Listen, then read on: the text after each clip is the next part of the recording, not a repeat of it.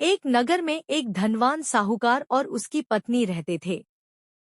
पत्नी बहुत घमंडी थी और गुरु बृहस्पति का व्रत नहीं करती थी। एक साधु ने उसे बृहस्पतिवार का व्रत करने को कहा, पर उसने उनका अपमान किया। इससे गुरुदेव नाराज हो गए और धीरे धीरे घर की सारी धन संपत्ति नष्ट हो गई। परिवार गरीबी और दुख में जीवन बिताने लगा।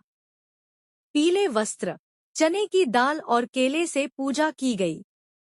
गुरुदेव प्रसन्न हुए और घर में फिर से सुख समृद्धि लौट आई।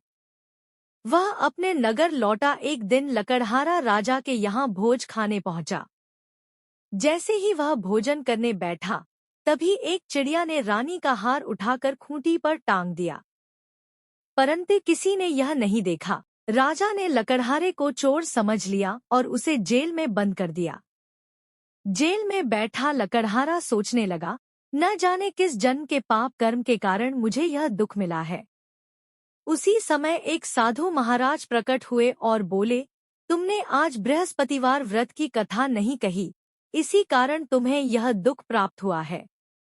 अब तुम प्रतिदिन चने और गुड़ लेकर दिन में 3 बार बृहस्पति देव की कथा कहना और लोगों को सुनाना। रास्ते में कुछ लोग एक मुर्दे को श्मशान ले जा रहे थे।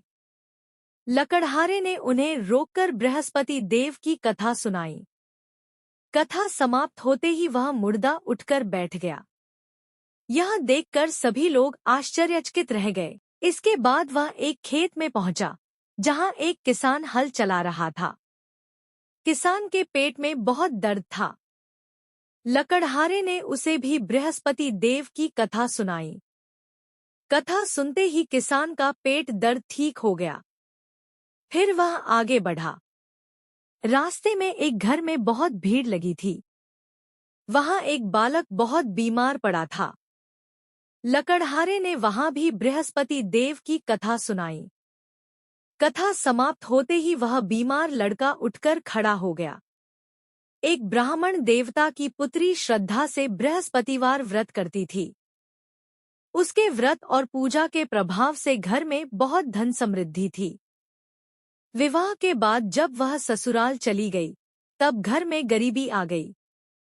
कुछ समय बाद बेटी मायके आई। उसने घर की खराब स्थिति देखकर मां से कहा कि बृहस्पतिवार का व्रत फिर से शुरू करो। भगवान बृहस्पति की कृपा से घर की गरीबी दूर हो गई और परिवार फिर से सुख समृद्धि से भर गया।